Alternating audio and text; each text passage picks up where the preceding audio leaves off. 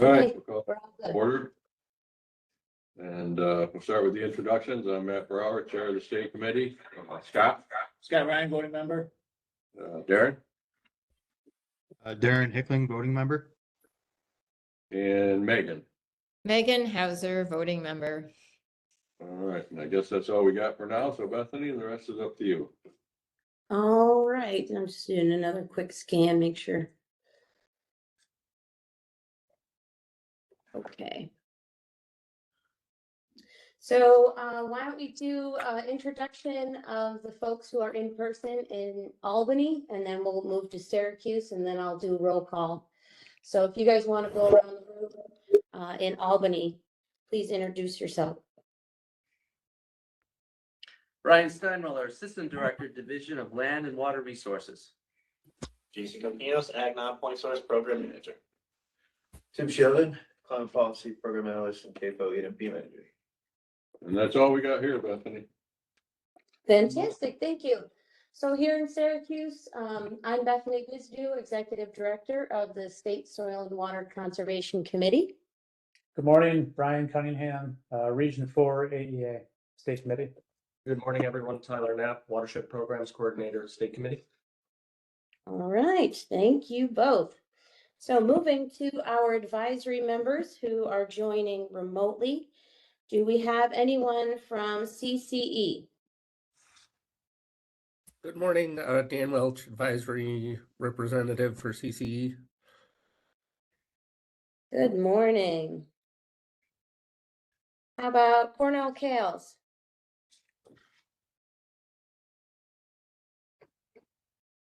Okay, CDEA?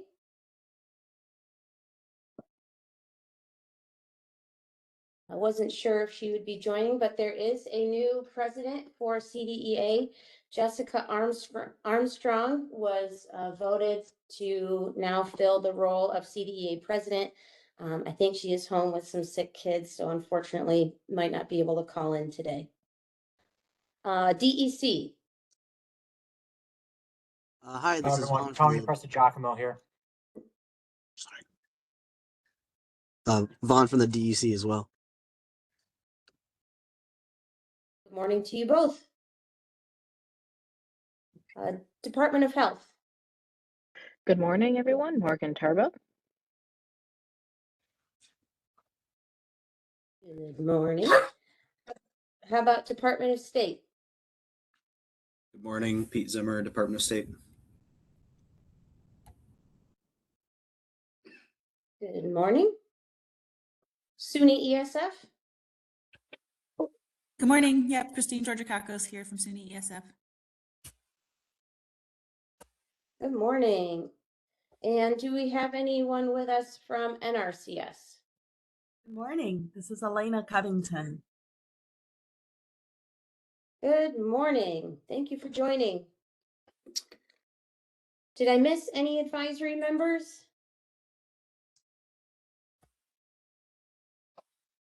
All right, moving on to a roll call of our staff. Greg Albrecht. Good morning, Bethany, Matt, everybody. Greg Albrecht, Principal Environmental Analyst with the State Committee in Ag and Markets. Victor DiGiacomo. Morning, Victor Giacomo, State Committee Field Staff for Western New York. Scott Fickbaum. Good morning, everyone. Scott Fickbaum, Field Staff for State Committee in Central New York. Ben Luskin. Good gesture. Travis Ferry. Good morning, Region 6 AEA for State Committee. Chastity Miller. Good morning, everybody. Happy St. Patty's Day. Chastity Miller here, AEM Base Coordinator. Is Lauren Prozorski on? I think she's upstairs doing program stuff. Oh, all right. Brendan Jordan. Hi, good morning, everyone. Brendan Jordan, AEM and CNMP Specialist for the State Committee. Thank you. Gideon Frisbee. Good morning, Gideon Frisbee here, AEM CNMP specialist. Tim Clark. Yep. Good morning, everybody. I am an engineer for the state committee. Melissa Gordon. Melissa Gordon, Administrative Assistant. All right. I do want to note that a few of our staff members are absent today with meeting conflicts and such, so they are unfortunately unable to join. Matt, I did see that Maureen, I believe, is on. If we want to. Okay, Maureen, introduce yourself, please. Good morning, Maureen Loopold. I'm a director at Monroe County Soil and Water, and I'm a voting member. Thank you. Fantastic. So that wraps up our roll call of voting members, advisory members, and staff. I just want to extend a welcome to everyone else who is participating on the line, our partners, any conservation district staff or board members, or members of the public. If you are able to, please enter your name and your affiliation into the chat for our minutes. Thank you. All right, I guess we're reviewing approval of the minutes. Is there any discussion or questions concerning the minutes? If not, motion to approve. I motion to approve the minutes. It's Megan. Second. I'll second that motion. It's Maureen. All right, we'll go to voting. Darren? Aye. Scott? Aye. Megan? Aye. Maureen? Maureen? Aye. And aye for me as well. So that is approved. We're on to the correspondence, Bethany. No formal written correspondence was received since our last meeting, but I do want to, I guess, use this time to share, I guess, a brief phone call that I had with a district yesterday about an issue that they're experiencing. I figure I can share it here rather than wait till our round robin reports. But I got a call from a district who is getting ready and preparing to start working with farms to implement climate resilient farming projects and a number of cover and flare projects with farms in their county. And they recently received a phone call from, I guess, the main contractor that they usually work with, who installs covers or does manure storage liners.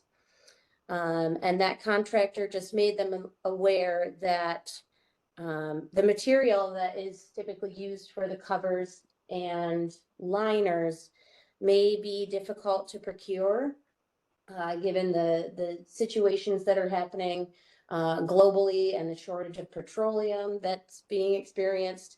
I guess there's been some difficulties in actually manufacturing that material that's used for the cover and liners with regard to manure storages. So, you know, they're trying to figure out an alternate approach or what they might have to do to overcome that. There could also be a price increase as a result of the limited availability of that material. I just wanted to make the state committee aware of that. Not that we can do too much with regards to increasing budget amounts, you know, after awards are made, but this could impact, you know, the implementation timeline of those projects, which may result in, you know, more amendments in the future. But I also talked with Greg Albrecht about this yesterday, and we agreed that it'd be good just to share with the state committee today for awareness. So I'll keep an eye on it. Oops, sorry. I wouldn't be surprised if we see the same problem with some other materials like drainage materials and geotech fabric and so on. So price increases, I would imagine, and even, you know, our coming up with some of the drainage materials possible. Yeah. You know, yeah, totally. And the district that called is quite experienced in these types of projects, covers and flares and liners. So Bethany, I'm glad they reached out early, and it'll be good to stay in touch with them, right, to see how it unfolds. And, you know, if there's any opportunities, sometimes vendors call with a indication that, hey, price jumps are coming. If you want to realize lower prices, we need to act quickly. Hopefully we're kind of in that scenario and they haven't already jumped, but glad they reached out. We've already seen the cost of those project systems go up dramatically over the years. From the earliest rounds to latest ones. Bethany, how many contractors are actually available to do that service? You know, when we did ours, it was really one. Is there only one that really can deal with this size and scope right now, or is that expanded at all? That's a good question. Maybe Greg, you have a more intelligent answer, but I think there's only a couple. And this particular company that the district was talking about was kind of an offshoot of the one main one that I'm blanking on the name that everybody kind of was using before. Yeah, EFI would be the one. I would think, Greg, is that who you're going to talk about? Yeah, exactly. And I think there's two others, really two main ones, but I think there's three total.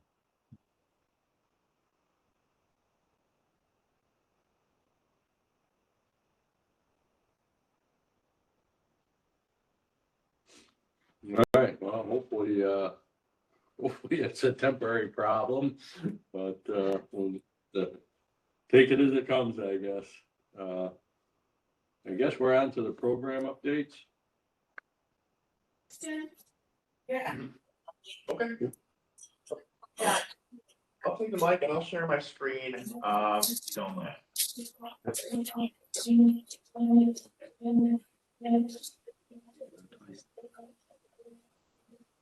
See, I know. Are you No, I just mute you're connected twice, I think it looks like, Maureen. There we go. Okay, go ahead, Jason. Sure, thank you.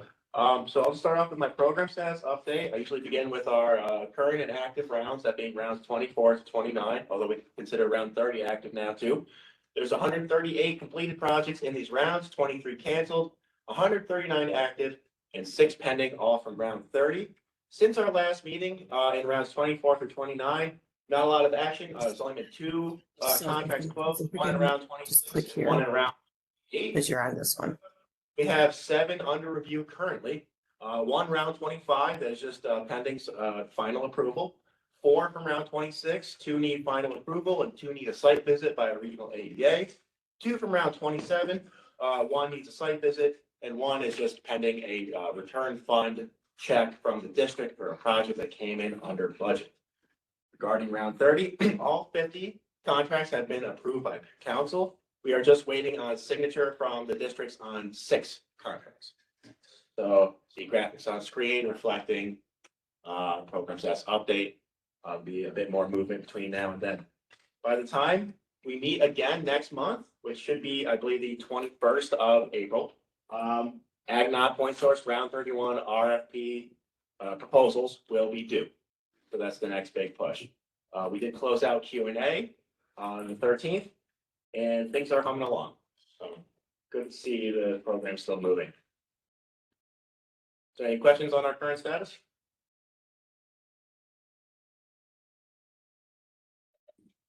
What is the exact due date again, Jason, for the proposals? Yeah, that would be Monday, April 20th by 4:30 p.m. on SharePoint. Perfect, thank you. Yes, sir. So, if everyone's okay, we can move to amendments. Chairman, all right. Okay, we have 3 amendments this month. They're all coming from Onondaga County Soil and Water. They're all around 28s and sequential. So My apologies, I got the materials to you guys late, must have gotten to you guys on Monday. So I'll take the time to just read them out for you. Please pause me for any questions. So the first one we're considering is Onondaga County, round 28, C71512, Onondaga Lake phosphorus reduction. The district is seeking an 11th month no-cost time extension to 12/31/2026 on a round 28 project with 2 farms in the Finger Lakes watershed, working on a silage leachate control and treatment system and a waste storage and treatment system.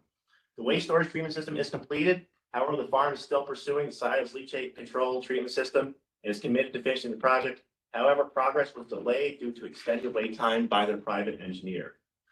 They're pursuing this extension to complete contractor bids, construction, and grant reporting requirements. Ryan Cunningham, the Region 4 AEA, supports the request, but refers to state committee. This is their only extension sought thus far. Any questions or discussion concerning this amendment? No, but it seems clear the question about engineers continues to come up. Yeah, yes. Motion to approve, I'll move. second? I'll second. Okay, we'll go to voting. Darren? Aye. Scott? Aye. Megan? Aye. And Maureen? Aye. Aye for me as well, so that is approved. Thank you. Second one, same county, same round, C71513, Onondaga Lake nutrient reduction. This is also an 11th month no-cost time extension on a round 28 project with 1 farm in the Finger Lakes watershed to complete a silage leachate control and treatment system and a riparian buffer system. The silage leachate control and treatment system has been completed, and the farm is committed to completing the riparian buffer system. However, just due to the order of the construction, this second BMP had to wait until this year. So they are waiting for the construction season to implement the BMP. They're just waiting to get procurement materials, implement the BMP, and then finish out grant reporting requirements.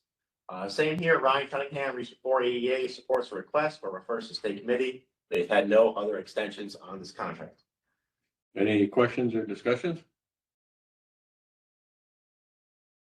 If not, motion to approve? I'll make that motion. It's Maureen. I think we've got a first and second there, Bethany, however. So we'll go to voting. Darren? Aye. Scott? Aye. Megan? Aye. And Maureen? Aye. Aye for me as well, so that one is approved. Final one, same county, same round, C71514, the River Ridge Dairy Nutrient Management Project, seeking a time extension to 12/31/2026, which is also an 11th month, no cost time extension on 1 farm in the Finger Lakes watershed on the waste storage and treatment system. The district and farm are just waiting again on completed engineering designs before they can commit to construction this year. The design is underway, but they need 1 additional construction season to complete their contractor bids, finish construction, and complete the grant reporting requirements. Ryan Cunningham, Region 4 AEA, supports the request but refers to state committee. This is also the first extension being sought on this contract. Any questions or discussion on this amendment? With the waste storage, what's type of structure is the waste storage? I mean, in light of a possible shortage of liners, is it gonna have a liner or no? Is it gonna be a? From when this was, amendment was before. Unfortunately, probably if it's concrete, that's going up in price too, I would imagine. Ryan, do you know? Offhand, I don't. There's a couple storages included in these extensions. They don't do a lot of line storages. They're really heavy on the concrete side unless there's somebody from Onondaga on that might know more than me. Yeah, so either way, probably likely there'll be a price increase. But, yeah. Any other questions or discussion? Scott, I can follow up. Just let you know. If not, motion to approve. I motion to approve. It's Megan. Second. Second. Okay, we'll go to voting. Darren? Aye. Scott? Aye. Megan? Aye. And Maureen? Aye. And aye for me as well, so that one is approved. Okay, that was it for me. Thank you all. I'll let you know about the type of storage it is. Thanks. Well, that concludes the Ag 9 point. We're on to the Climate Resilient Farming Program with Jennifer. Thank you, Matt. Jennifer apologizes. She had a schedule conflict this morning, so I'm subbing in for her. It's just a program update. There are no CRF amendments, and certainly if there are more detailed questions, then I can relay on the fly or respond to on the fly. Reach out to Jennifer or let me know, and we'll follow up with answers. So CRF remains with 3 broad goals for reducing greenhouse gas emissions on farms, increasing carbon sequestration, and helping farms prepare for climate change and becoming more adapted, resilient, prepared for such things. The latest round, some news since the last meeting, and right, thanks to your work at the last meeting, is that the awards that were approved with the rank list have been converted into award letters, so that the soil and water districts are aware of their specific awards. And that will soon be coordinated with a statewide release about those awards to the public. So in the time being, districts are able to work sort of quietly with the awarded farms to get going on those projects. And then the next step for the districts and the farms is review of plans of work. And with our competitive cost share programs, that plan of work phase has been streamlined so that all the information is mostly there in most cases to develop the plan of work with the application that they submitted. So that's helped with our contracting timelines. That's all underway. Keep an eye out for the public press release from Ag and Markets in the very near future. Some stats on round 9, almost 68,000 metric tons of carbon dioxide equivalent estimated to be reduced across 50 projects, and 25 of those involved new farm participants to our competitive programs, Ag Non-Point Source or CRF. That includes 100 of the projects. That includes 133 farms in 23 counties across the state. Almost 35,000 acres of cover crops over the 5-year term of the contract. 11 acres of riparian forest buffers, and for track 4, which is still in a growth phase, 96 acres of afforestation on scrubby, maybe underutilized, unforested agricultural land. So that's exciting to see that continue to ramp up with each round since that was started. The awards in track 1 include 9 manure storage and cover and flare systems. And in terms of one of the goals of CRF, right, it's not the singular goal of greenhouse gas mitigation. Those represent the lion's share of this 68,000 metric ton number. In terms of a dashboard, I think that the last time a specific dashboard for CRF was reported on at the state committee was in November. It's not always a part of our CRF updates. And here's what we're looking at. Since the November update, there's been 1 cancellation and 10 closed out. So marching ahead. And we can see that exciting that in the summer of 2025, all the contracts were executed for round 8. And we're hoping that with the streamlined process with the plan of work, as well as extra staff capacity who are really tuned into our programs and their contracts, that we can have executed contracts in the summer or early fall of 2026 for round 9. I think that's the long and short of it. If you have any questions about anything, I can attempt on the fly. Otherwise, I'll definitely collect them and get them to Jennifer. Greg, those 25 new farms means new to this program or new to any program? It's new. It's new too. That was a question at the Water Quality Symposium, which I was fuzzy on the fly about, and I looked it up. That's new to Ag Non-Point Source or CRF. Okay, thanks. It's a nice number to see represented. Yeah, absolutely. And it's stressed in slightly different ways in ag non-point source in the ranking criteria as well as in CRF. And yeah, we fully agree. Yeah, it's a very impressive increase in farms participating and dollars being awarded. Yeah, indeed. Hopefully we can keep that up. So this number is a little over $25 million here. It's not in the funds awarded yet because that comes in when the contracts are executed. But hopefully continued upward in our EPF budgets and use of Bond Act and so on to meet the demand, right? Because we're still only able to reach about half of the projects that are submitted. Yeah, I also want to highlight round 8 with 33 million. And you had mentioned, Greg, that in the summer of 25, all of those were executed. That was no small accomplishment, given the initial federal funding that we had to augment the program, the restructuring of those federal dollars, the uncertainty and lack of clarity on the use of those. And we went forward, since they were already awarded, to allocated additional state resources to make those awards a reality and get those projects under contract.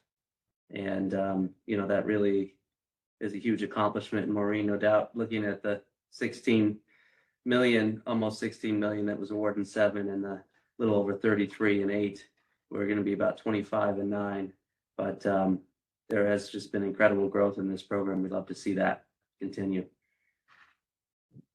Hats off to the districts too, because every time there was some significant increase, we did not know whether or not there was enough demand out there to cover.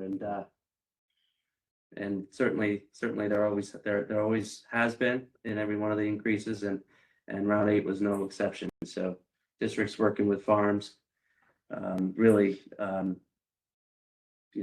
pays off, and certainly showed demand for the program. Great work, everybody. For sure. As PJ Emmerich would say, for sure. We had just as a side note, I guess, and Bethany and Greg and Jennifer and I had a good conversation with a couple staff from Cornell about some work they've been doing on the CRF.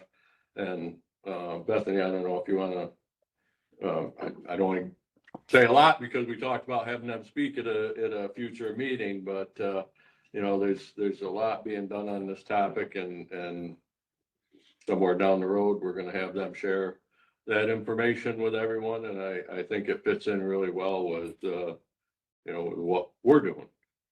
And it might help to lend support to this program. Yeah, absolutely. So that's coming to a state committee meeting in May. So, make sure to double star that on your calendar.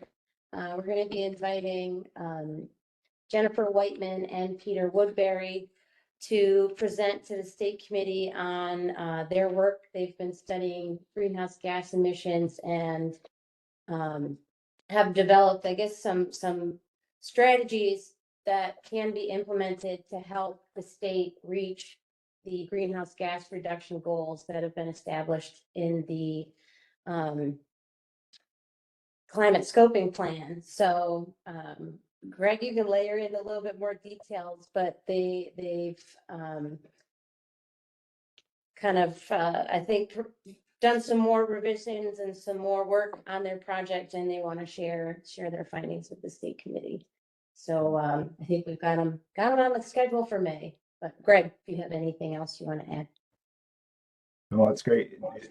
Folks who recall the carbon farming study, which was really from Peter and Jenny, which was really fundamental to, helping the group that put together the scoping plan for ag and forestry with the CLCPA.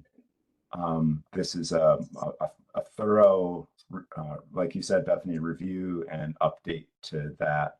And it also, and it was funded through DEC. And it was also informative to their annual greenhouse gas inventory work. So good step forward there, and they're at a point where that project is completed and asked, right, Bethany, if they could report to us. So.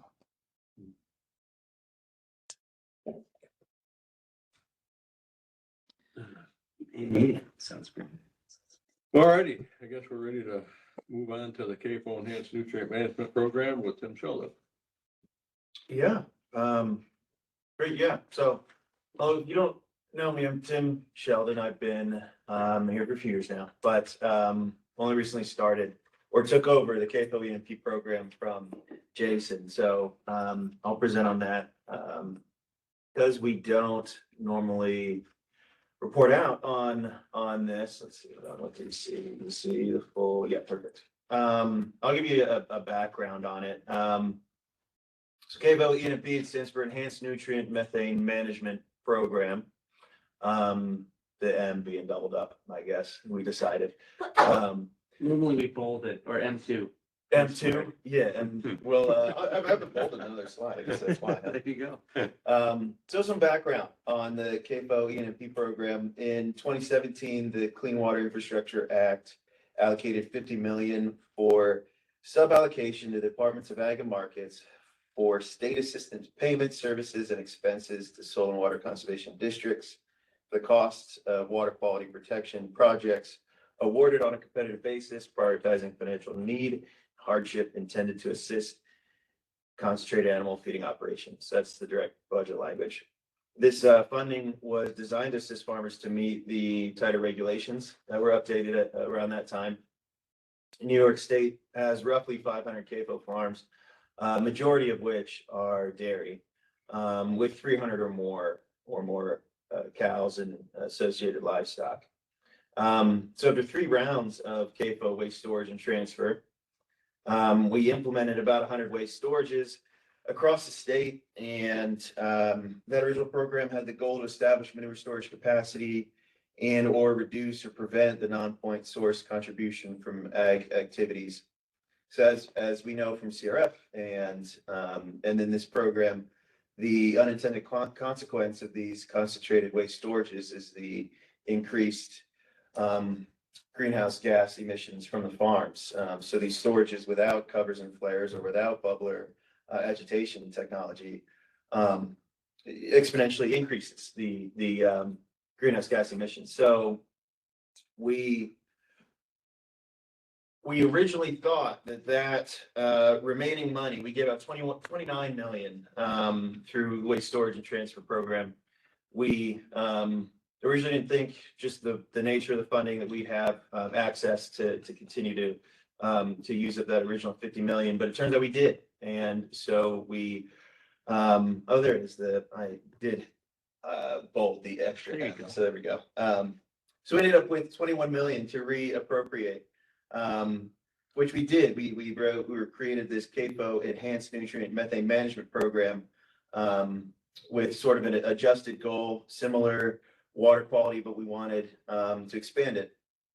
So this new program was created with the goal of enhancing water quality management for manure, processed waters, livestock, mortalities, and soil conservation. Then we also wanted to prevent, collect, and destroy greenhouse gas emissions. As we know is so necessary. So all eligible projects needed to meet this double goal of improving greenhouse gas and water quality, which I believe is the first program designed to link these two issues together. So we had 21 million, originally planned to split that into 2 rounds. First round would be 14 million, and then that second round would be 7 million. Unfortunately, round 2, that 7 million, we had to instead reabsorb it to fulfill federal funding obligations to farmers in CRF that were revoked when the Partnership for Climate Smart Commodities was essentially canceled, but reintroduced as Advancing Markets for Producers, the AMP program, which had new priorities, ones that we couldn't meet with the original way that we were using the funding through climate smart commodities. So we didn't apply, we had to reapply, so we had to reallocate the rest of that 7 million. So with this program, as with all others, the eligible applicants are the districts who work with these CAFO permitted farms applied for this program. So this is the two tracks that we have built. The projects eligible for cost share in this program, of course, must be from the Ag BMP catalog, but also have this net benefit of both greenhouse gas removal and water quality improvement. So some operations, like manure storages without covers, they result in anaerobic conditions that contribute to emissions themselves while addressing a water quality issue. So this program, you couldn't just build storage. You had to either cover it or agitate it. So this program, it was broken between these two tracks, each awarded 7 million, or each allotted 7 million. Track A is nutrient and greenhouse gas management BMP systems.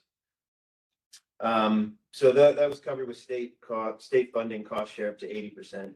And then track B was more specifically the manure storage, cover and flare projects and associated projects, which that one, I believe because of the unique relationship with CRF and that federal funding, we allowed a cost share up to 100%. So just a brief overview of the track A BMPs. These projects are systems other than cover and flare manure storages that benefit greenhouse gas and water quality management. So that includes composting, erosion control, feed management, manure and ag waste treatment, nutrient management, silage leachate control and treatment, and waste storage transfer. So systems range from traditional structural practices such as stormwater control to more management or cultural implementation of manure spreading or feed management. There we go. So track B was the more specific cover and flare and associated practices, and then up to 100% cost share with New York State funds. So the benefits, as we know, just real quick, of cover and flare are to reduce greenhouse gas emissions, particularly methane, and then minimize odors, of course, too. So helps in retaining nutrients in manure, which agitation bubbler tech does as well.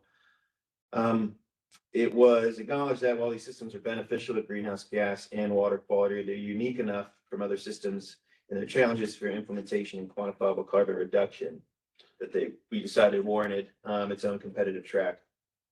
This grant provided funding for construction of new storages only that had cover and flare tech, so not just storage without it, or retrofitting existing storages with covers and flares. Equipment and implementation of processes necessary for proper function of cover and flare components, such as manure liquid separation, were also eligible with this. So that was the long-winded overview, but here are the results. So we had 79 applications, essentially 79 farms, because it's one farm per app. There were 66 in track A, 13 in track B. Total state request was 49.5 million, 31.5 for track A, 18 million for track B. We were originally unsure how this program would do. We weren't exactly positive. We knew the demand, we weren't exactly positive of the scope. So that's why we had decided to split into 2 rounds. You know, we knew it would compete with CRF. And even though CAFO ADP was particularly addressing a little more specific issues. But of course there was overlap. So we didn't know how many farms still needed this, how many CAFO farms especially. And we were surprised at how oversubscribed this program was. You know, we've only had 1 closeout to date, but the oversubscription shows us there definitely is an appetite for these farmers. So the average state request per project, we had the track A was 524,000, almost 525,000. Track B was almost 1.4 million. The awarded projects, there were 22 of them, 17 in track A and 5 in track B. That was 21 dairy operations and 1 beef operation. Average animal unit on these farms is almost 3,000 animals. And the total award of 15.8 million, that's what we ended up fully giving out from this round, so this single round.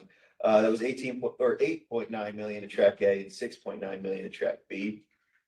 This is the breakout of BMP's funded. So largest amount was the silage and shake control treatment systems, then manure management and waste treatment and nutrient management systems.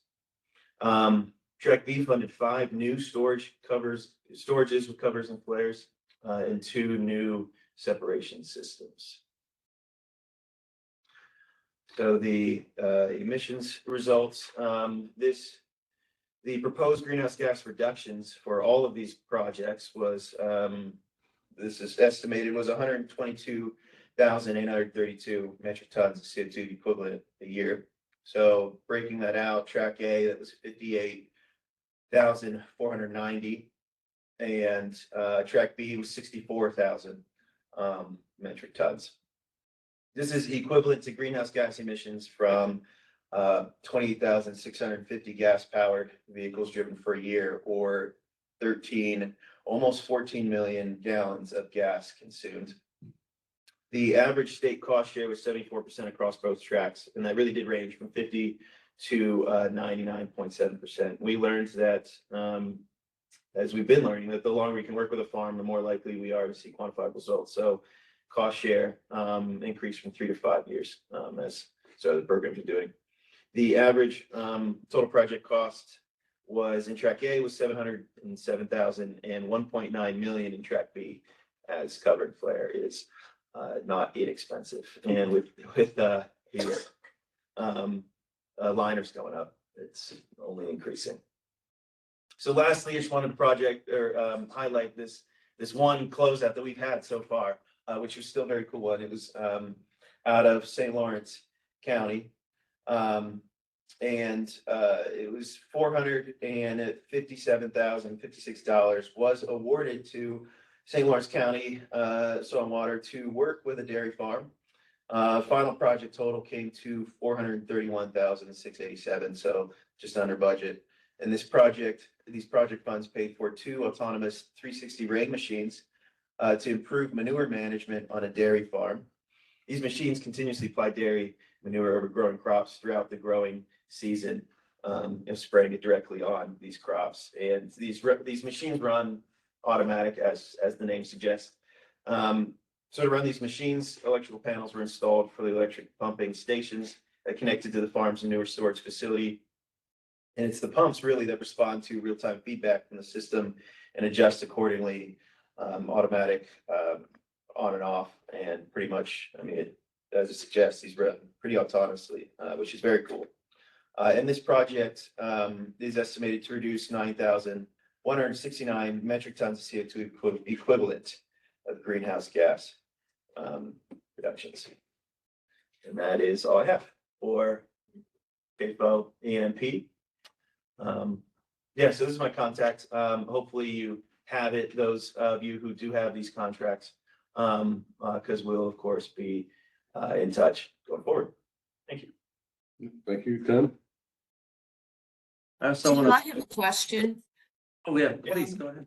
That machinery, that 360 rain machine, so that's spraying the manure onto the crop, right? Correct. Yes.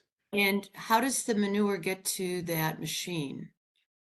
I'll show a picture again to be the visual. It is through hoses and pumps that pump into the, I don't know if you can see from the first picture, but that is, my understanding is that it is tubing as it rolls out through the field. So it's connected through pumps and pipes to the manure storages. So it's a direct transfer, basically. Yeah, I believe so. Yeah, very cool. Thank you. I've never seen that before. Yeah, I thought that'd be kind of interesting to see in real life. It's it's kind of neat, and it'd be interesting to see how that works. And Greg can certainly elaborate on this, but a lot of emission reductions come from being able to get that manure out on the crops during the hottest months of the year. So that there's less opportunity for that manure storage to create methane during those months. So that's a really large benefit, as well as the direct transfer of the manure. So there's a lot less in hauling and all that as well. So there's actually a fossil fuel benefit decrease to it. It's amazing. Do you know where that machine came from? Like who thought that up? That's a good question. That is the company name, 360 Rain. So if you were to Google it, I don't know where they are. You have to look it up, Marine, to see where they're based. I'm just curious. Thank you. Ryan, yeah. Yeah, I got to see it up there and talk with the landowners. It's out of Illinois, so it's pretty proprietary. There isn't anyone else that makes them, so they had it shipped in from the Midwest there. And worth note too, the farm was so impressed with it and has liked the operation so much that they've put in orders for 2 more to pay for on their own to kind of continue this process. Wow. That's great. Yeah, it's pretty neat. The one thing it looks like from the way it's set up is that it's applying the manure fairly close to the ground rather than, with some of these bigger trucks, the manure is distributed from quite high up. And I think this maybe would reduce the odor problem a little bit too, because you get down closer to the surface. Yeah, Ryan, have they provided any observations of that? They have, yeah, we have some great data from it because it's an adaptive management tool. So they can really dial in exactly the rates that they need, when they need it, where they need it. And the planner actually provided all that stuff to us for the closeout. So it's pretty neat to track. They were having a good time out there tracking it, and everyone was pretty happy with it. So Super. Thank you. Any other questions or discussions on that topic? I did want to mention one other thing too.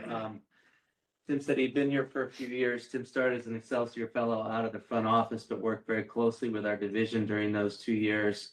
And his first project, and this is before Jason came on board as the Ag Non-Point Program Manager, his first project was to work with me to develop this program that combined those 2 important goals of water quality and greenhouse gas emission reduction. And we thought it would be, I thought it would be pretty easy to do, because we've got lots of experience. It turned out it was much more complicated. How do we actually develop metrics that take those 2 goals into account? And I want to say that, I think that was a really great project for Tim to work on and to actually take the lead in development. And I'm glad since Tim's fellowship ended, we were able to keep Tim on now to administer that program. Wish there was a second round. Maybe we can work on that in the future, because it really does some really cool things. But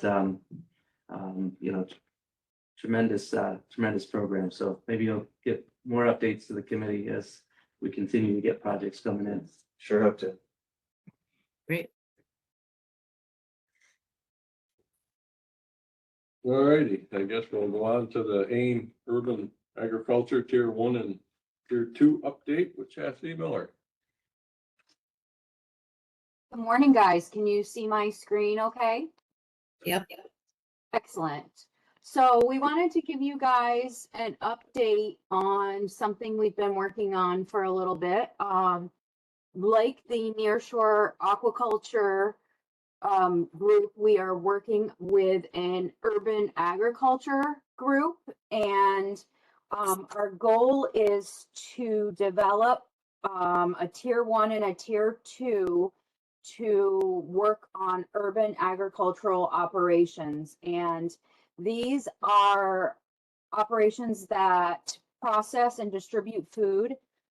So they're collecting and reusing food waste, also rainwater, educating.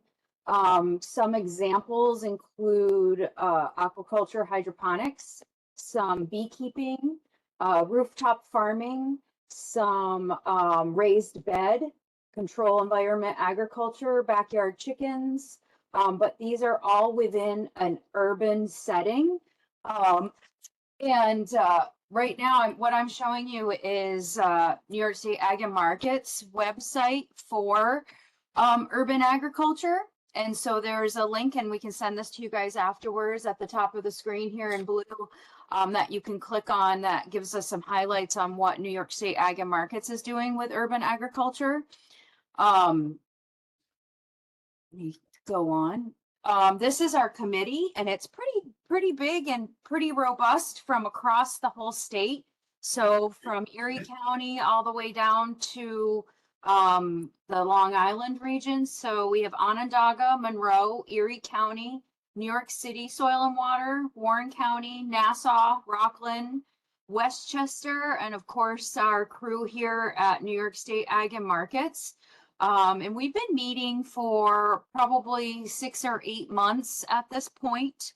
And again, our really big focus on our urban agriculture areas. So high municipalities with lots of people, not a huge amount of land, but a lot of what they're dealing with is a little different than what your average producer may deal with. Some of it is heat, decreased, concerns with stormwater, increased.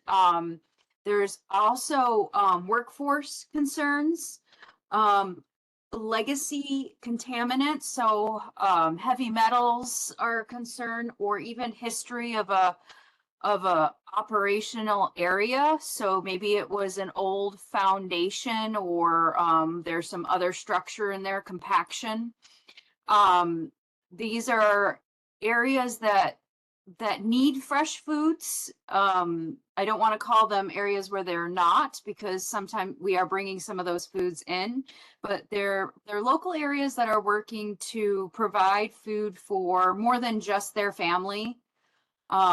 And again, are dealing with some pretty significant concerns and issues. And so we've been trying to take a look at what they've been doing and some of their concerns. And so these include these best management practices. So non-point source pollution, of course, water quality and quantity, and its management is a big concern. Soil health, contamination, those pests and invasive species, wildlife habitats, protection, composting, mulching, erosion, energy efficiency, and climate resiliency, of course, is something new that we're really trying to push into all of our existing systems. The interesting thing about urban agriculture is that a lot of the systems that we have in the Ag BMP guide are things that can be utilized for urban agriculture now. It's just teasing out what works for that operation and applying it. So having a really good plan, and that's why AEM is a good fit for it. This is what the tier 1 is beginning to look like. And this is, again, we're in a draft mode. We're pretty confident in our tier 1, continuing to make small tweaks and whatnot, but this group has worked really hard at taking a list of documented questions that they want to ask a producer and putting it into okay, let's do a basic evaluation when somebody comes into the office or if you're out in the field. And then taking those more advanced questions and putting them into a tier 2. This is the 3rd page of that. This follows our tier 1 format, essentially, trying to assess where a producer is and what they might need or be interested in. Here's the beginning of our tier 2, and this is where it gets much more complex. I've pulled a few pages out of this document. When we first started, it was close to 25 pages. And so we've been working on trying to address the questions a little bit more specifically and make a document that works in the field. So this first page basically deals with a lot of the same thing that any tier 2 does, where it is, water concerns, discharge, what the operation is. And then we get into water supply questions. And sometimes, and a lot of times we're using urban water supply sources, but they do still have some drilled wells and rainwater collection, which could be an additional concern. Water testing, whether there's enough water, and what you're going to do with it and make sure there's no runoff or concerns that way. We then go into some specific questions about the operation, food safety, agreements for land, because not always are these lands owned by an operator. Sometimes it's a communal place or a community garden type of situation. We're taking a look at histories, security of these sites, you know, because sometimes that is a concern. Historical uses of those property are really a big concern because, again, like I mentioned, the foundation could be a hindrance to an area or a problem in growing or for animals to be there. And stormwater runoff, neighborhood support and neighborhood concerns, blowing in dust and materials, that's also a concern. A couple more pages in, we're starting to take a look at some soil management. We want to deal with compaction and drainage, the soil health, how often soils are being sampled, what they're being sampled for, and is it just for nutrients or are there other concerns? If an area is covered, is there a concentration going on as a result of not getting as much rainwater to flush out a system? It's very interesting, some of the questions that we're asking and collaborating on together. Again, just as a hint here, we're looking at these additional questions, organic matters, but as a note, you can see at the bottom, I've left it in yellow for now. Taking a look back, and if some of these operations are qualified, going back to our original tier 2 sheets to evaluate these operations using those. So this one specifically talks about the vegetables and small fruit tier 2 sheet. And if you're doing fruit trees, going back to the fruit sheet, so that not every single question may be on here, but this may not pertain to every operation. But if it does, you can go on and go back to those original tier 2 questions that have been developed over years and years and years.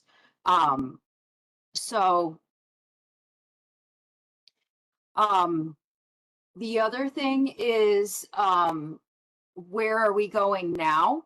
So what we're doing is we're continuing to develop these drafts. Like I said, the tier 1 is in pretty good shape. The tier 2 worksheet is still in draft. There are probably 5 or 6 more sections that we're continuing to work on. They include organic nutrients and resource handling, pest and invasive species, the agricultural use of and storage, so pesticides, fertilizers, manures that are put on site, and whatnot there. We're also working on waste disposal, organic and non-organic. So what are you doing with your trash? But what are you also doing with the waste that are produced on site? Composting, is there a manure concern or storage need? And also we're working on some climate change questions and ideas specifically for this tier 2 sheet, you know, energy consumption, air quality, starting it to incorporate those into our tier sheets. So we have quite a bit of work done, but we still have quite a bit of work to do. We're also continuing to collect resources. There's some great resources from Extension, Harvest New York, Some of the districts that we're working with have some documents they've been using to do some plans, because these districts are doing this work. They are working with these producers. This was our attempt at helping and then pulling something together that's a little bit more specific, that you don't need to take 15 to 20 tier 2 sheets out to the farm and work on. And so they're taking these out and actually starting to test drive some of those sheets and seeing what works, what doesn't work, what do we need to add, what are we missing, or this question just doesn't work at all. And so we're testing as we're going, continuing to develop. We have a shared document that we keep working on all together. And when we meet up together, we basically, needle and thread through these sheets and ask these questions and try to figure out what resources are most important and what concerns are most important. As far as our time frame is concerned, our next meeting is March 24th, and we'll probably take on at least one more section. Tentatively, season has just started getting really busy. Again, for districts, it always is very busy. But we're starting on a field season, so we're hoping that some of these sheets can go out and get tested, and we make some options at that point. So right now, I'm hoping maybe the fall, but probably more likely the winter of 2026, 2027. So I think these guys are doing a fabulous job, and I want to go back really quick, so I hope you don't get car sick for a second here, and thank all of these districts and all of these people for all of their work and all of their collection of this information and the endless hours that they've been taking on looking at these documents and figuring out what questions are good and what questions maybe aren't as good. It's been an awesome experience working with these guys and listening to some of the operations that are in some of these urban areas that, they're there, but, seeing and hearing what they look like is really kind of cool. And so thank you to all of these guys. It's a lot of people to herd, but we're doing a pretty good job, I think. So questions for me? Yeah, Chaz, where's your name on this list? Thank you. I don't know. I ran out of room. I was focusing on getting everybody in. I didn't even notice. Isn't that funny? I have a question, as usual. No, good.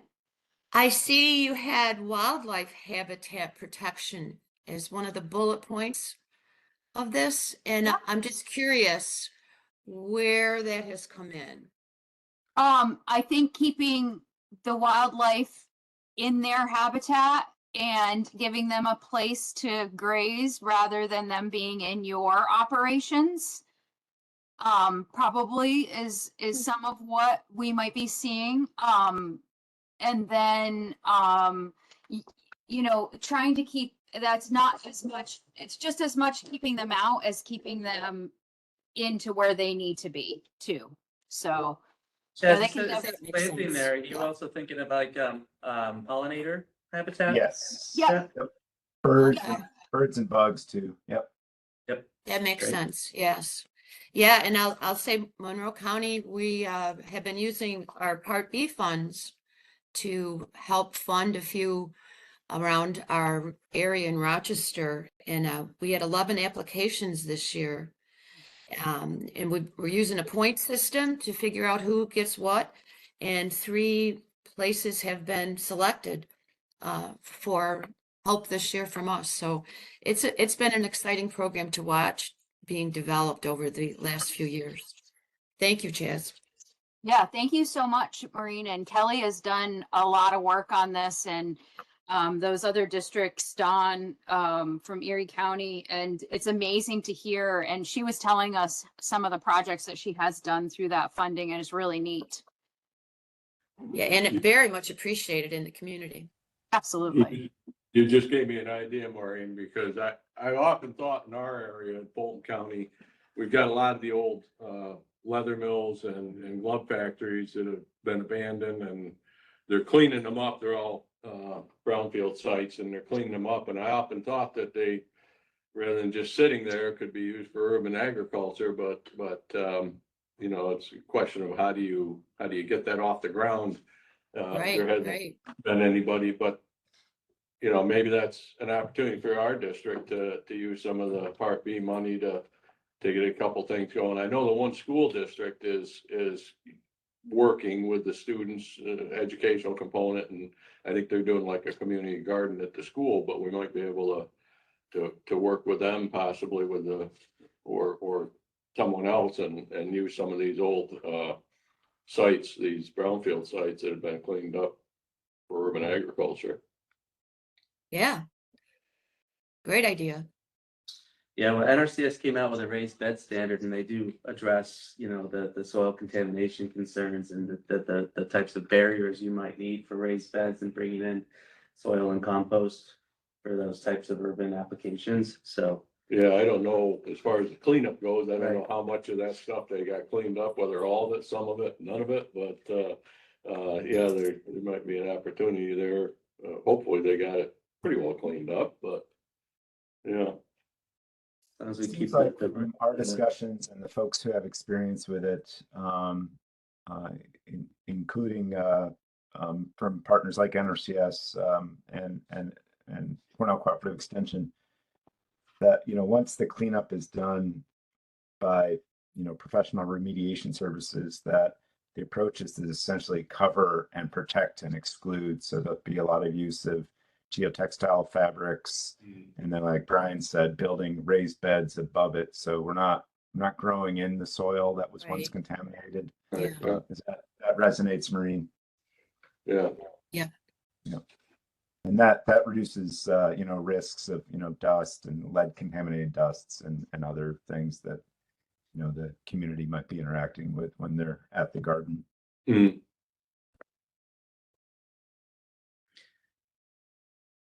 So just a question about the definition of urban, and maybe you said this already, but so could a smaller city or even a village that has an urban feel to it, would they be qualified for this? So say there's in Wyoming County, where I am, typically you think of larger scale farming, but if you had the county seat of Warsaw had an area where they had a community garden, would that qualify for this kind of situation? So, it would depend on what their product is for. So if they're utilizing that product to go to a community or a local food bank and they're sharing amongst more than just their immediate family, potentially.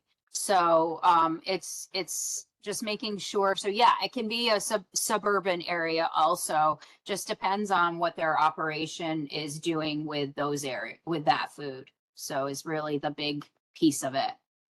So absolutely. Okay, thank you.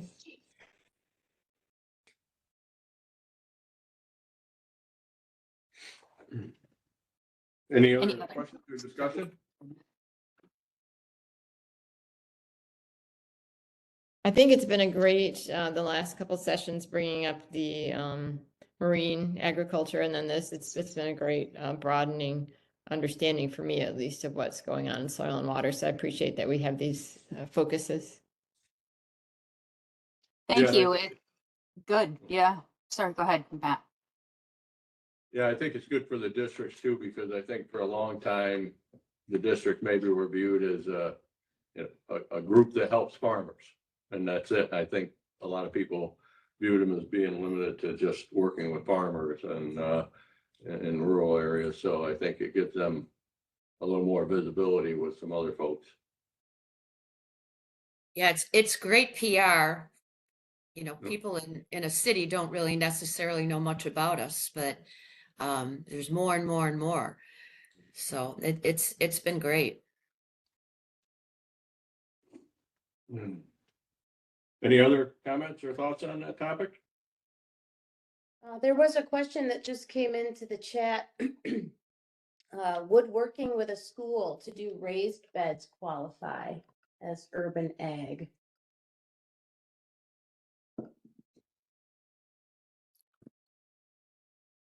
Or maybe that's a follow-up. Sorry, I was Yeah. muted.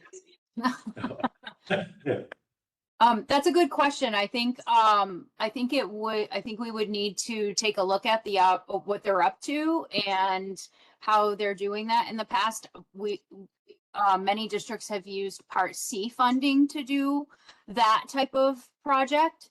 But potentially, absolutely. So we could take a look at it. Yeah, I know some of the schools are using the food that the kids are producing in the cafeteria now, which is a pretty neat thing. Yeah, it's huge. And maybe that kind of helps fit into that category because they are using it on site. Maybe for the last two questions, can I just ask Greg and Chaz, like for clarification, the development of tier 2 worksheets, regardless of, whether or not we would consider it a commercial farm for like implementation assistance, could apply in any of those situations, correct? Whether it's schoolyards, rural, downtown areas or major city areas? Yes, for sure.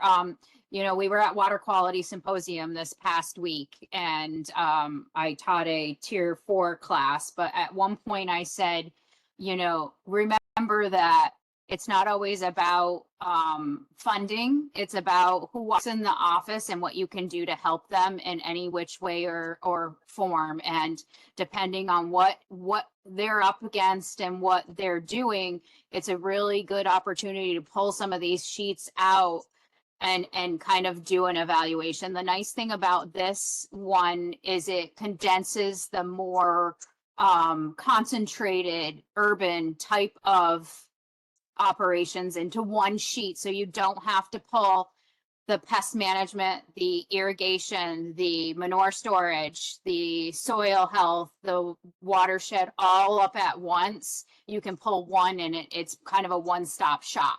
So it might make it a little bit easier for a district to do an evaluation on somebody who may come in the office with those questions. So win-win, I think, on those. And Greg might have more he wants to add on that. Well said. Thanks, Chaz.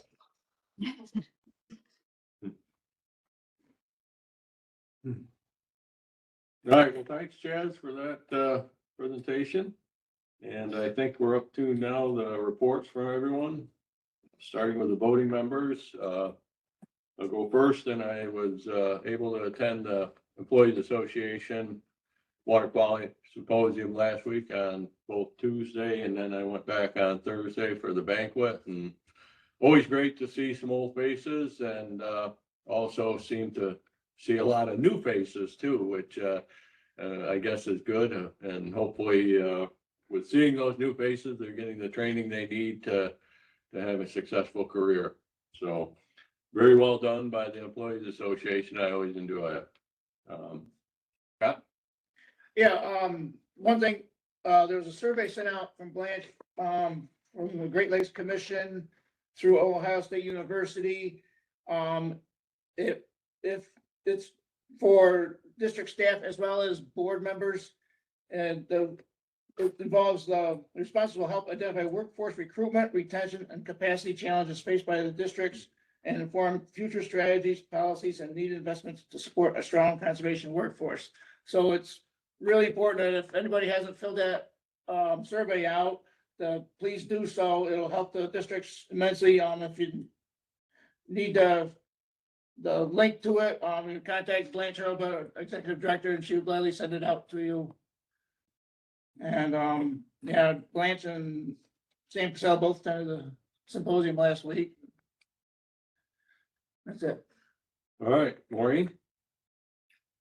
Yeah, I also attended the Water Quality Symposium. I was there the whole week and I feel so much smarter now for all the things I attended. Learned a lot about wetland determinations. I learned about how our grant funding is evaluated in the point systems, and Chaz led a really great session on that, and I really was unaware of how all that happened. So that was really great. And then I did a couple of the forestry track sessions, and it was great. And like you said, Matt, the young people that are there and the excitement and kind of the whole camaraderie of our employees, it was just, you know, it really makes you feel good that you can see this work is going to continue into the next generations and future. So that was wonderful. A little more closer to home, we're going to be Monroe County is still finishing up the Forest Service grant that we got, planting trees around the county. And I'm kind of happy to say my town, Wheatland in Monroe County, we have a whole kind of partnering, planting along a new park. We're trying to get up to speed. And it's the town, the village, the Genesee Valley Greenway, Weka Creek Watershed Committee. We're all kind of working together to make this happen. So I'm looking forward to that coming up in the next couple of months. I guess that's about it. Thank you. All right, thank you. Megan? Matt, I don't have anything to report at this time. Okay. Darren? Yeah, same here. I don't think I have anything to report. All right. We'll move on to Bethany. The advisory committee, I guess, is next.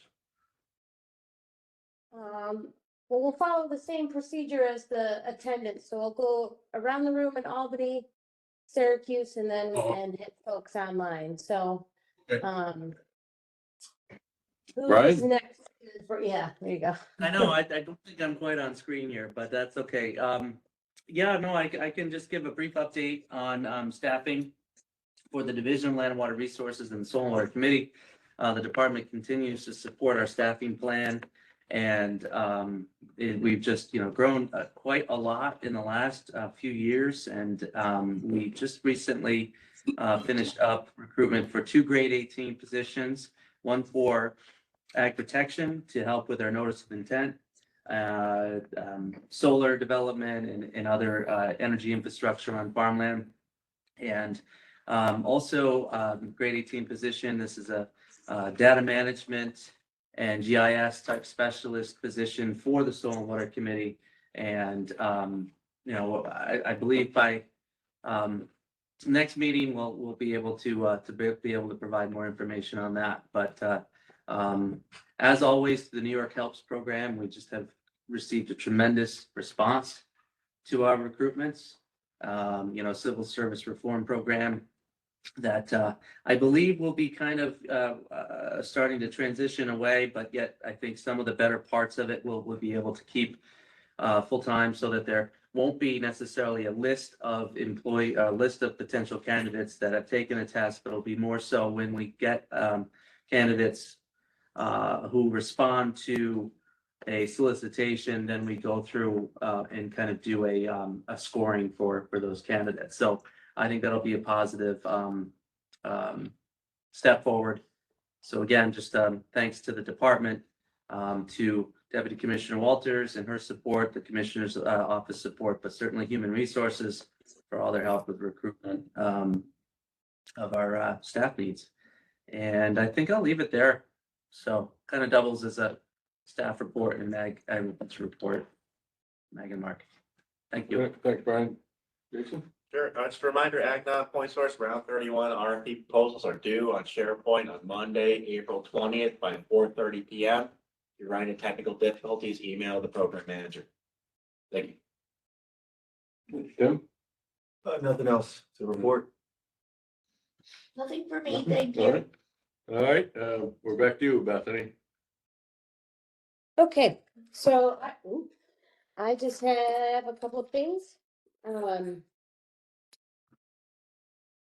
So I also was in attendance at the symposium last week for a portion of the time, and I just want to extend my thanks to a couple of our advisory members, Dan Welch, who represents CCE, and Morgan Tarbell, who represents Department of Health.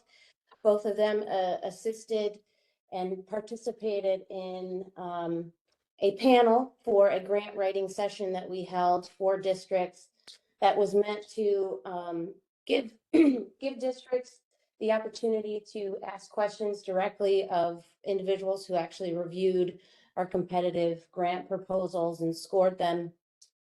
I really appreciate their time coming out to Rochester and participating in that class. So thank you both.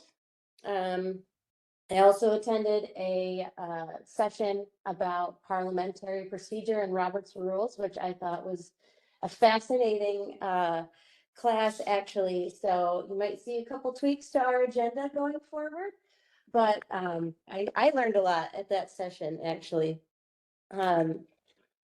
Moving on from that, I am working on finalizing details for our in-person April state committee meeting. I hope this week to finalize an actual meeting location.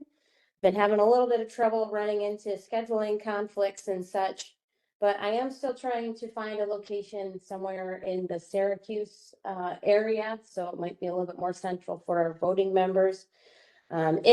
If I can't find anything within the next couple days in Syracuse, then we'll take a look at what's available in Utica at the state office building that we've used in the past. Also working on finalizing the agenda items for that meeting as well. And as soon as we have all that, I'll make sure to let folks know ahead of time so you can plan and be prepared for our meeting next month. I have a quick update on the State Aid to Districts program. So this morning we were notified by fiscal management that the last remaining payments that districts were going to be receiving have been processed and should have landed in a district bank account. So that was the payment for the Part C performance measures piece of the State Aid to Districts program. For those payments, districts that met all of the performance measures received over $240,000. And when you combine that with if they received the full $60,000 from Part A and the $6,000 for Part B, districts received over $300,000 from the state to support their operations and local programming. So it's pretty exciting, and I'm glad that all those payments have gone through. Let's see. In addition to working on our state committee meeting agendas, I'm also going to be working on scheduling a few other meetings. We're due for a technical advisory committee meeting. Try to have those on a quarterly basis, and I think the last time we met was in December, so we need to get one of those on the schedule. I'd also like to circle back with our engineering work group that met in January. We had kind of an initial introductory meeting, so I want to keep that group active and moving forward to help try to address some of these engineering issues that we're seeing. And I'll be looking to schedule a 4-way partnership meeting with CDEA, the New York Association of Conservation Districts, and our NRCS partners. Now that there's a new president with CDEA, I'd like to get us all together and start working together on some issues. I think that's it for me. So Tyler. All right, thanks, Bethany. Just a couple updates from my end. The Eastern Finger Lakes Coalition, things are running smoothly. We released our new software, Survey 123, for collecting project data a couple weeks ago. As with any software, a few hurdles here and there, but it seems to be going pretty well. We've received roughly $3 million in proposed projects. And we're actively working with our DEC partners to review those projects and get approvals out as soon as possible. But it seems to be going well so far. Quickney Lake Champlain watershed, we will be also piloting a similar process for collecting project data through a survey 123, actively working on that to modify to meet the needs of that coalition. Hopefully we'll release that in a couple weeks. We are also working with our partners at DEC on a new scope of work for a continued funding for projects across that watershed, and hopefully we kind of can keep that process moving. We have a couple active contracts for rural roads across Quickney, and we're waiting on some extensions for those. USC, we have an afforestation contract that is currently working its way through our process. We hopefully will have a contract to the district to sign in the coming weeks or so. I know it's getting close to the top of the list, so fingers crossed that we get that moving forward. Database development. So we, as part of this process for piloting survey 123 and potentially migrating the way that we collect program data, we're going to continue to work through database development. Brian, myself, and a couple of others have been meeting with Esri staff and ag and market staff, ITS staff, to develop, well, kind of enhance or modify the way that we collect data as a state agency. GIS is kind of a reliable software that has been around for a long time, and through some of its new technology and software that's available, I think it could be a solid way forward for us to not only collect data, but push data back to districts. That has always been kind of the hurdle with our existing structure, is just giving the districts back the data that they submit to us. So hopefully more to come with that. I know I'll be working with my backfill that Brian mentioned in the coming months or this year to kind of push that process forward even more. Something else that I'll mention and wrap up with is GIS training. I know there's a strong push for more GIS training across not only our own staff, but also district staff. So as part of, I think there will be a new initiative to kind of continue the training that we have offered, but hopefully maybe offer more routine training for district staff or our own in the coming months, or hopefully across the next couple of years, just to kind of get staff aware of all the technology that GIS has to offer, because it goes so much further than the typical ArcPro or ArcMap that we're used to. And I think that's it. Ryan? Next. Mm-hmm. Thanks. Also attended Water Quality Symposium last week. I helped co-lead a new employee orientation, so it's always nice to see some new folks and kind of talk programs and funding and acronyms and the four-way partnership, and to kind of get orientated to who's who in our world. PJ helped with that along with Caitlin from the Hamilton County and the Employees Association. Also attended the DEC's 4 hours, kind of an update to their 4-hour certification for contractors. A lot of districts co-lead that presentation for private contractors, and state committee staff can also help out with that. So a few of us were in there. Otherwise, a lot of routine stuff, taking advantage of some of the winter weather still to get to board meetings and train new board members around the state, kind of work on some indoor stuff like grant closeouts before construction season starts. Doing some early planning for regional managers meetings around the state, so working with the other regional coordinators on that. A little prep work for the May state envirothon, which will be at SUNY Cortland this year. So working with that committee. Doing a little bit of planning for Tier 4 for AEM 19. May 1st is the deadline for a lot of projects, so kind of going through some draft ideas with a lot of districts on that. And then doing a kind of a pre-review of recent CRF 9 awards before we get to the plans of work, and kind of talking through some of the details with some districts early on, doing some debriefing calls on non-awards and things like that. So that's mostly what I've got going on now. Thanks. All right, so now we'll bounce back to the advisory members who are joining us online for their reports. CCE, do you have a report today? I'll pitch in. Can you guys hear me okay? Yes. Thank you.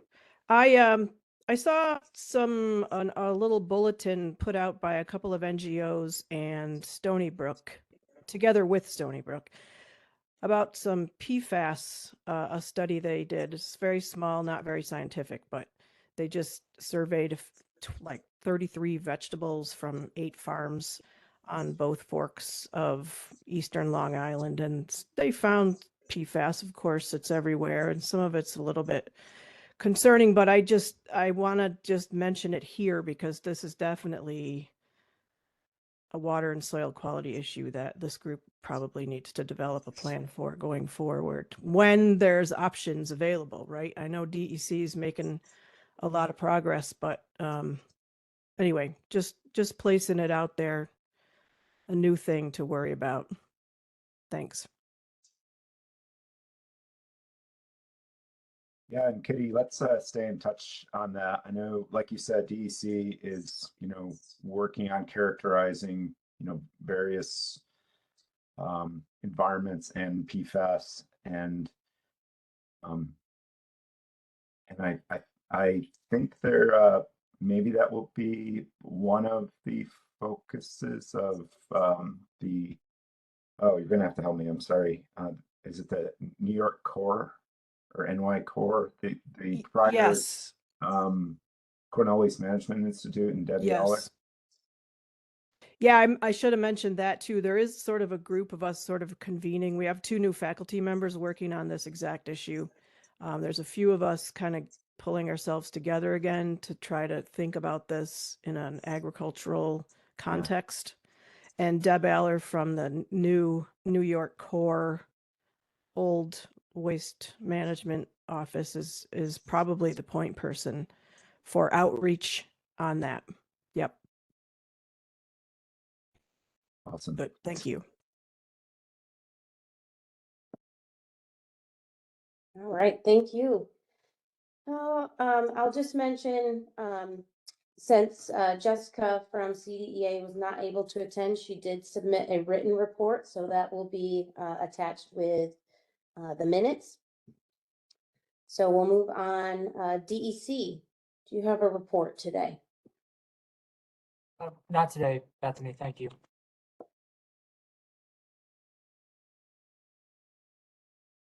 All right, thank you. How about Department of Health? Hi everyone, Morgan here from DOH. I was, as Bethany said, able to be a panelist last week for the grant writing session at the Water Quality Symposium, and I was thankful that I was able to attend and to meet and talk to so many of you. It's nice to put, names on the screen to faces in person, so was really great to do, and I'm thankful I was able to go, and I hope it, Dan and I were able to provide some good feedback. So thank you. Thank you, Morgan. Department of State. Nothing to report from us. Thank you. SUNY ESF. Maybe I'll follow up with Katie and Greg on that PFAS stuff. I've got a student thinking about some farmer perceptions of PFAS and like how it's changing their management decisions. Maybe we can circle back once she's like honed in a little bit on the specific questions that she'll be asking and stuff like that. But I'd love to engage you all or anybody else in that conversation. Christine, that would be great. We might, Sarah Latessa at DEC is also a good partner and point person for this topic related to ag. So. Okay, awesome. Yeah, maybe I'll send a follow-up. Nice. The only other thing I have is that there'll be a conference in May at SUNY ESF that's free. It's called the Center of Excellence for Healthy Water Solutions, and usually there's a conglomeration of folks across different spaces, both legislative, but also research and practitioners and stuff like that. So anybody's welcome to attend that one. And that's it. Thanks. Do you know the dates for that yet, Christine? I do. I'll drop it in the chat. Awesome. Thank you so much. Okay. And NRCS. I don't have a report to share this time, but I will mention that our next state technical committee meeting is going to be April 2nd. April 2nd at 1 p.m. And I just added that to the chat.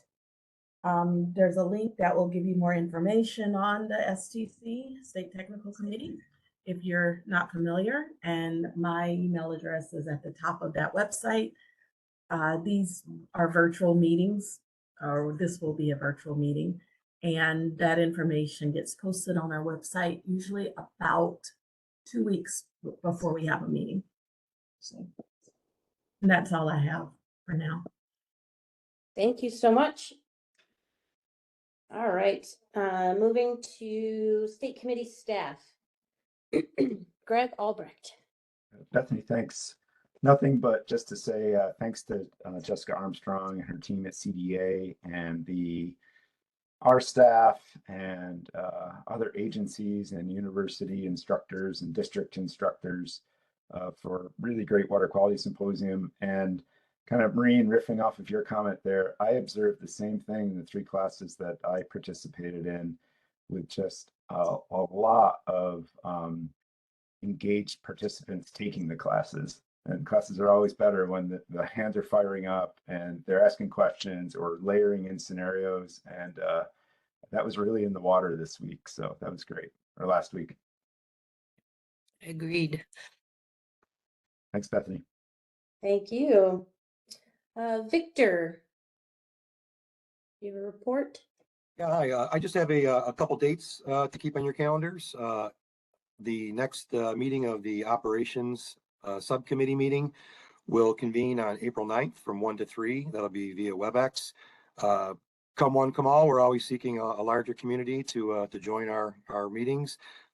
This month we'll be speaking about, we'll be recracking open the financial management section and also discussing personnel management. So 2 important topics. Also, just another reminder that the New York State Envirothon will convene this year, May 27th and 28th, located at SUNY Cortland. It's scheduled to be a great event, and it'll be even better if you're all there. So we're seeking volunteers, and you can sign up to be a volunteer on our website, which I believe is nysenvirothon.org. Thanks. Thank you. Scott, do you have a report today? Hi, everyone. Thanks, Bethany. Not so much a report, but I would like to relate a meeting that I did attend. Since the last state committee meeting, I was invited over to Cortland County Soil and Water to attend a joint meeting between DEC Region 7, 8, and the districts that those 2 regions comprise. And this was something I think put on by Region 7 in an effort to bring the 2 agencies closer together and build up some relationships between districts who are planning and proposing, say, stream projects that involve permitting, projects that might be coming up or near wetlands and the like, and addressing some delays that have been existing in the past in terms of getting permitting in a timely fashion, such that they can execute their contracts, spend the money, and do the project. And it was really great to be there, bottom line. To see people talking to one another, actually meeting one another, and exchanging ideas for how these things could move along quicker and with, I don't know, better outcomes. And, you know, the real lesson learned was really it's just communication. They need to meet each other in the field more often, and they need to talk to one another more often, and less reliance, I suppose, on emails where things can stretch on for months and months and months. So a very beneficial meeting. It's a shout out to all the other regions in DEC to maybe adopt this approach and to facilitate meetings that involve the districts in their regions so that they can talk about permitting issues and all get on the same page. And that's about it. I did bring up the example, and I guess I will continue to, of Region 4 and Delaware County, where they were experiencing those kind of delays, and Delaware went through, I think, a fairly robust joint agency training program. And by the time people emerged on the other side, they were well acquainted with one another, confident in each other's abilities, such that a lot of the questions and back and forth during the permitting process kind of you didn't have to go through that. So a successful model there. And I just would encourage everybody within their circles to promote that kind of thing if you can. And definitely seeing some positive benefits to that. So other than that, Bethany and everybody is really, I attended the symposium as well. And I'll just drop that I think during the annual meeting or one of the meetings, I counted about 33 new district employees that have been hired since the last water quality symposium. So a good amount of new people out there seeking that kind of training. And as everybody said, the training was fantastic. So a lot of new faces. I can't keep up with all the new faces and names. And that was a struggle, but good times. And thank you. Thank you. Thank you, Scott. Travis. To echo what the other guys said, attended water quality symposium, attended a few really good classes. That 4-hour class, sat in on Chaz's AEM Tier 4, and a really interesting class that they put on Friday on some mulching. Beyond that, just working on attending some board meetings and working on AEM closeouts with districts, and that's pretty much been taking up a lot of my time lately. All right. Thank you. Chaz, do you have any additional reports today? Yeah, just a couple things. We met with the nearshore aquaculture. We took advantage water quality symposium of having all the districts there. And so we met with them on Wednesday night, and Morgan was able to join us also. So that's coming along really well and going really good. We had great, I will reiterate, the water quality symposium was a lot of fun and really interesting, and districts were super engaged, super excited about asking questions. We are working on AEM round 18 closeouts and AEM round 19 kicked off, and some districts are even sending in Tier 4 project plans. So full speed ahead on our side. So again, thank you all for all of your support, and all the questions that you asked are amazing. Thank you. All right. Thanks, Chaz. Brendan. Nothing further to report, Bethany, except to echo those that have already spoken about water quality symposium. It was a great event. I actually got a chance to take some courses this year. We usually the CNMP team is teaching most of the week, so that was very cool. But nothing beyond that. Thank you. Thank you. Gideon. Yeah, I helped Chaz with the Tier 4 class, and that was an opportunity where we invited districts to come and share some of their Tier 4 projects, which, is really a local prioritization and, funds that, through the AIM-based program that they're able to use. And so we saw, I think, 8 different projects that were really, I think, representative of a cross-section of the work that districts are doing, but maybe not always on a larger farm or on a dairy farm. So anything from fuel storage on Long Island to, civil pasture, smaller, very concise, but very impactful projects that some of our counties have championed. So that was really fun to facilitate and see. And I think districts, learn from each other, and yeah, just a really good experience there. So thank you. Thank you. Tim Clark. Yeah, not much here. Just echoing everybody else. Great symposium. I taught a course on reading grading plans, which, sounds pretty boring, but students were engaged, and I think they had a good time and learned a lot. Echoing, yeah, what everybody else said about symposium, it was enjoyable this year. Yep, nothing else. Thank you very much, Tim.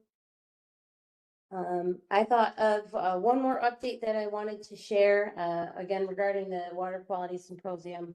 On Wednesday, the CDEA held their annual meeting, and Commissioner Ball and Deputy Commissioner Elizabeth Walters were in attendance. Deputy Commissioner Walters was on, but she had to leave, but I do just want to, I guess, publicly thank Commissioner Ball for coming and delivering some remarks to the group, and taking time out of the schedule to be there and continue to show their support for soil and water conservation districts. All right, so I believe we have made it through all of the state committee staff who are on the line. So I just want to give a couple of seconds to any soil and water conservation district board member or staff who may be on the line. If you have a report, please come off of mute and share it with us.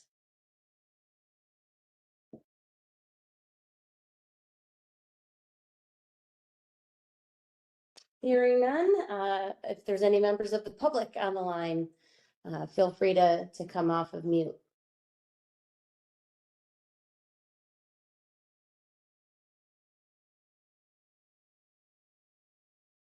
All right. I think we are good with that agenda item. Matt? All right, well, as you mentioned, the next meeting is April 21st, and you're working on a location for that, but we'll wait to hear from you. Yes, and just to reiterate, I do hope to, at the bare minimum, lock up a location this week if possible. So I will make sure everyone is aware of where that's going to be. We're shooting for an all in-person meeting, so at this point, I'm not sure if we're going to have a virtual option. That will depend on where we go and what kind of internet connection they have, but we'll get that information out as soon as possible as well. All right, very good, thanks. Other than that, I don't believe we have anything else. So we will adjourn. Thank you all very much. See you in April. Thank Yep. you. Thanks, everybody. Thank you. Bye. Thank you. Thank you.